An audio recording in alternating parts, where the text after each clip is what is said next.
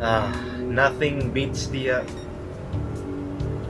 Well, I'm not gonna make that nothing beat the Jet 2 holidays joke. So, yeah, ladies and gentlemen, it is a very relaxing day in the brand new Renault Avantime. Well, not new, but it is technically new in this game, and we can enjoy the French countryside with the car that back in the day it was a complete blackout, and now we can see the full interior. So yeah, ladies and gentlemen, like I said, I'm back again making another GT7 video, but I'm gonna make specifically build specific for the Renault Avantime, or maybe there's some other things, because the thing is, you remember that the video, the previous video where I engine swapped the car, and I haven't tried the original one. Well, now I decided to try this thing. So yeah, this is the Volkswagen VGT. I just bought it hours ago, and yeah, it does in fact a weird Vision GT car. I mean, VGT car is always weird, obviously, but the fact that they decided to homologate this car into a Group 3 car or a GT3 car, yeah, make these things a lot weirder, to be honest with you. Ooh.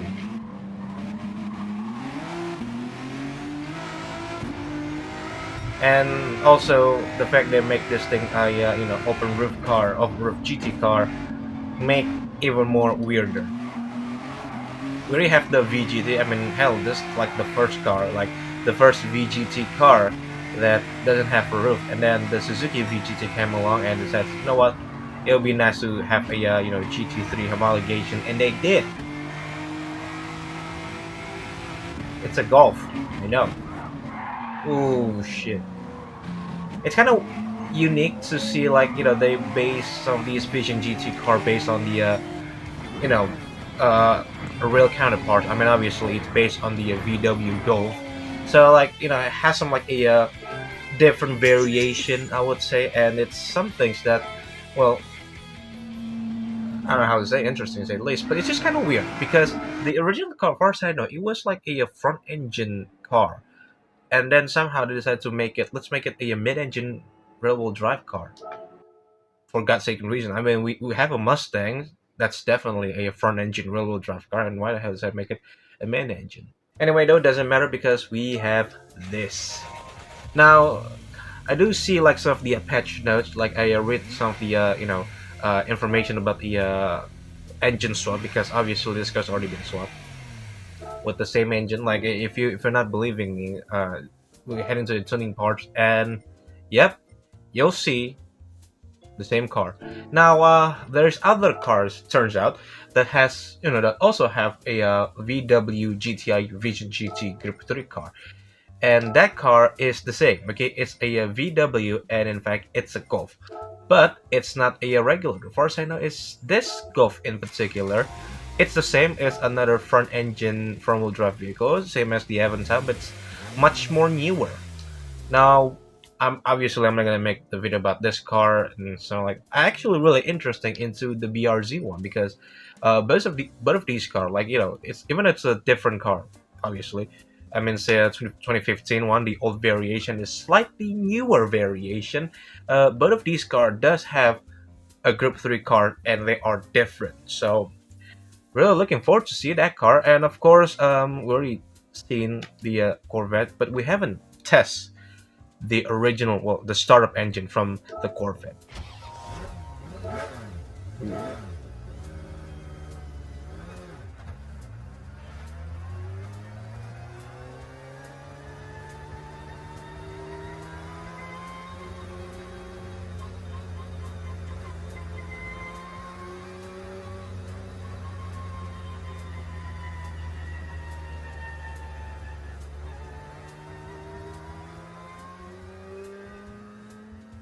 I didn't expect that one. Now, the coolest thing that ever happened is to see that wheel and also that steering wheel in my C8 Corvette, or maybe in my C5 Corvette. I mean, hell yeah, man.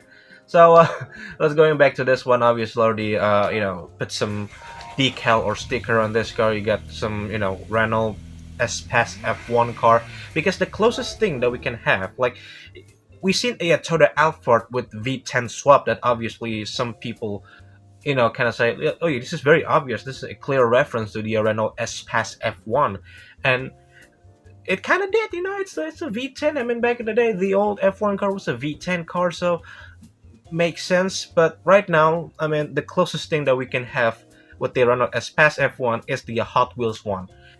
And in fact, I still didn't have it. So yeah. Now let's just heading into the well, very obvious. Okay, it already purchased the stage one, stage two. I haven't purchased the the dirt one. We'll go for the racing. We'll go for a racing hard, because the thing is, we have some of the brand new events, like a typical special events. But I think I want to go some things a little bit different. Okay, no, we're gonna apply these things straight away. We're gonna make this thing fast. Very obvious. No, no. Anything else? Racing brake. This, obviously, I need some brakes going on. Oh, I forgot. High RPM turbocharger. Hell yeah, boy. Rank that ship up to 11. An LSD. Maybe, I don't know. Okay. I think we're good.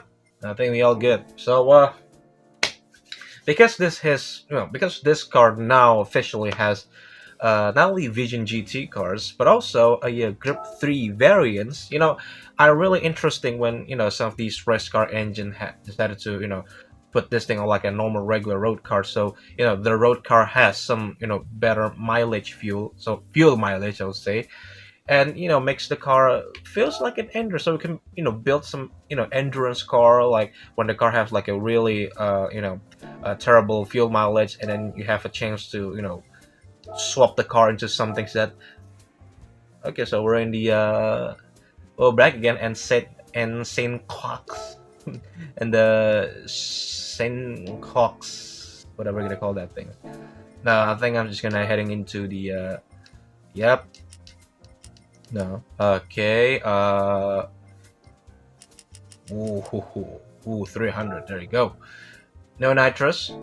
So yeah, I think this is the first time that we can did an endurance racing, 10 laps racing. I mean, it's not that much. Oh, it's in fact an 8-lap racing. So yeah, see how good this car was. All right, here we go, an endurance racing. Oh, by the way, you might think that I don't follow the crew anymore. The truth is, it wasn't. Okay, so I still follow the crew, even on the crew more fast. And their recent elite bundle. Jesus Christ.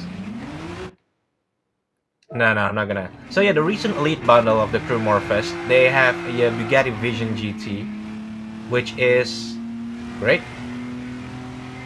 I mean, honestly, it's really great. So we start off not really good. I don't know. It's a good idea to race this thing in the I guess like a Group 3 car. There we go. We're gaining on that Ferrari. That seems to be Ferrari. Now I should realize that this car was a front-wheel drive engine. Now the last time that Cliffany shoved like a racing car engine or race car engine into like a normal front-wheel drive vehicles was the Garage RCR Civic, and that was not a regular car. That's a full-blown custom car, like a VTEC power, and then they decided to shove it like an NSX GT500 engine and that things. Here it has a better mileage, I suppose, but it's a front-wheel drive car, so man, we got stretched a lot.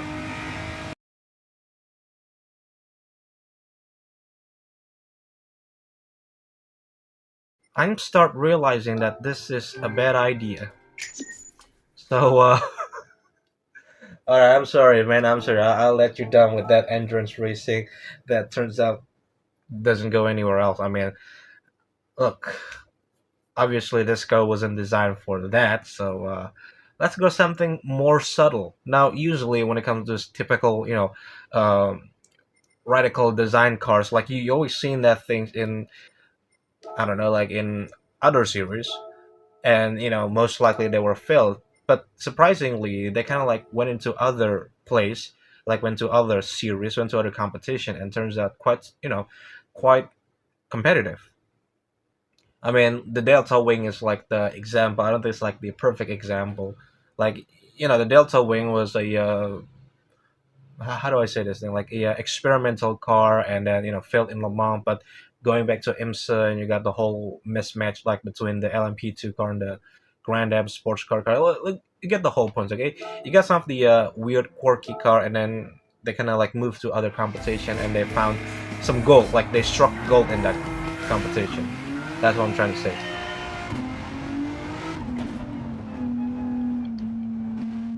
And yes, this is we met our competition.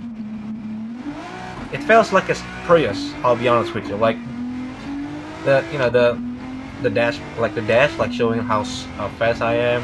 Yeah, this is very Prius. This is very weird. It's very French, I'll say, because nothing's weird about French. It's just like we think that this is weird, but no, it isn't. Are we passing the normal avantime? 3 laps racing.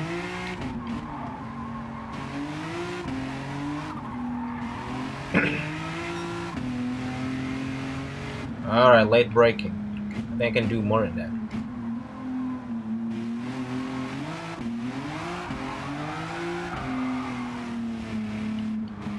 Alright, it's a good one. 2 cars to go. Now, it obviously not fair since we are, a swap at, GT car. So obviously we're gonna destroy the competition. Now, speaking of the engine swap, like somehow the new engine swap in this game, like they drop balls. Like it's good. It's a good choice. Like you got like a Group 3 car, you got a Group 2 car, you got a Group 1 car if you want to, and you also got like the speed build, which sure. So yeah, I'm really surprised with the engine swap option of this game. Like in this game, like they drop gold actually. I mean, the car selection was kind of meh to me, but at least the engine swap option really good. And I'm just gonna hoping for like a new engine swap. Like, why this thing not turning? Why this thing's not turning? Holy hell! Yeah, I just wish they add more engine swap, and maybe have something new like an electric swap. Like we never seen that before. Or maybe like another VGT swap. Like we seen like a VGT swap, but it's like a Group 3 car, so it's still technically a Group 3 swaps, even though it's a VGT. Like they want something like a I don't know, a Jaguar swap. I mean, their electric car was, or maybe something like a Corvette car. That will be interesting, say the least. So yeah, we wanted something more. I mean, the fact that we can have like a multiple engine swap, like I like it. And brake. Please turn, please turn. Ah, come on. I swear to God, I did turn in that thing, okay? Not the way, that the other way. So, yeah, ladies and gentlemen. Woo!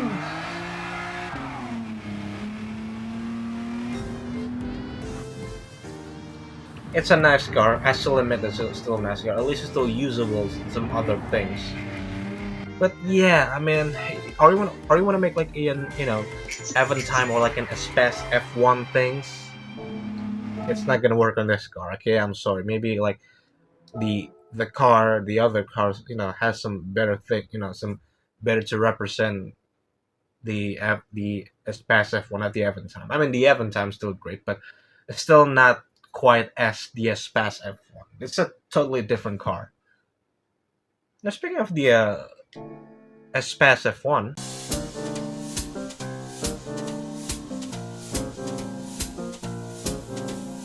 we have another van that has some crazy engine, and this is what I'm talking about. So this is a Toyota Alphard. Obviously, you already seen the car. Okay, now for the real deal. Hell yeah, swap that engine right away. So this is an LFA. I think it's gonna be a quite a budget supercars, because the original Lexus LFA just like cost 3 millions, I guess. So You know, when you're purchasing an Alphard or maybe like a Supra, because yes, the Supra does in fact have this thing. I think the 2019 version, yeah, it does in fact has an LFA engine.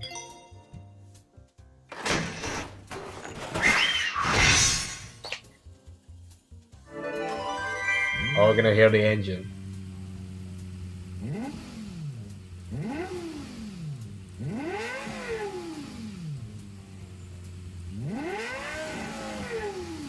You know how weird that is? Like you've seen a van with an LFA engine on it. Okay, that's how.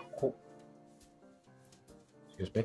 That's how quirky Gran Turismo is. And let's just put these things in one of the most iconic Gran Turismo circuit. Yeah, I haven't upgraded anything. Just basically, you know, put the engine like this, and there you go. Now the V6 batch mean absolutely nothing. It's a V10 now. Oh sheesh, it's quite a wobbly car.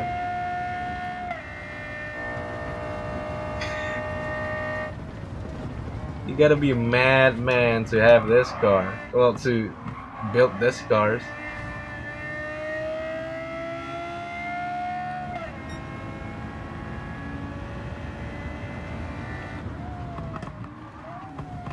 You can't even hear like the downshift sound is a little bit delayed for some reason.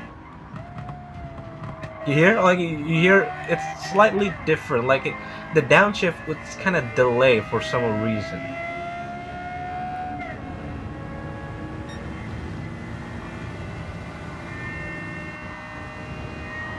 Around the outside.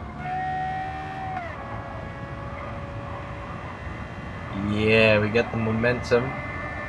And we're gonna chase that big three. Then it's gonna be presumably one of them is a Porsche.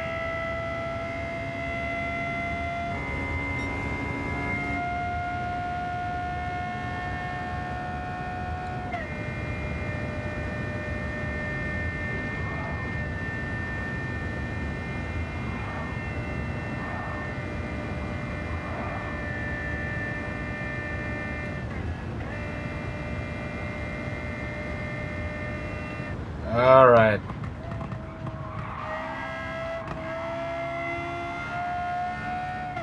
Just imagine, a flying brick. Well, that's the AMC things, but in the Alphard? Are you kidding me?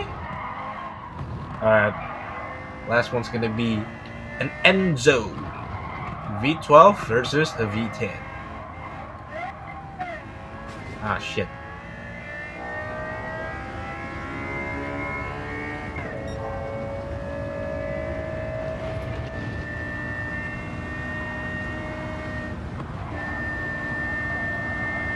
Oh. Now we lead the race. Nothing's gonna stop us. Yeah, I think the reason why the downshift sound were kind of a bit delayed is because, well, due to the fact that the engine is on the front. Oh, you naughty little Enzo, do you, huh? A brick chasing you. Come on. Yeah, you're gonna take the inside. I'm gonna take the outside line.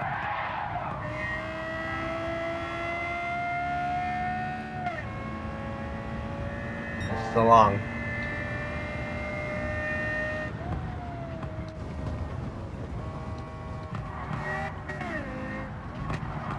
Yeah, even in front, you can even hear the engine for some reason. Oh well, it doesn't really matter. I mean, we have presumably one of the best engine in the weirdest car possible. The car wasn't weird, wasn't even silly, but the fact that they decided to put or shove the engine of the LFA and putting on this car, yeah, it does in fact weird. But anyways, I more enjoy with the Alphard for some reason instead of the avantime. You know what? It's like a two van events, like two van video, I would say. Two different van and a two different world, two different place, two different year, I would say. And yes, I can't believe it, dude. What I'm seeing. Let's see. So obviously, start off not pretty strong because, well, due to the aerodynamic things, obviously. Like I'm the only Alfred one.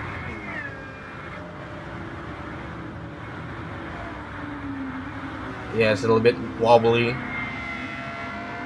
But the fact that the car still keep up and make some sparks.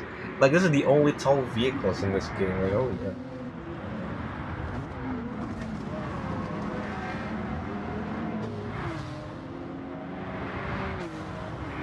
Let's just heading into the next lap. Like you can already tell how weird that is. Like you got the Murcielago, you got other hypercars chasing you down in an Alpha.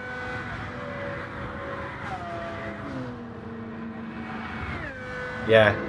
Anyways, though, I made my promise. Thank you so much for watching. If you like the sub, please smash like, subscribe button, and if you swap your car with something crazy, don't mess it up. So see you next time. Drive safe and goodbye.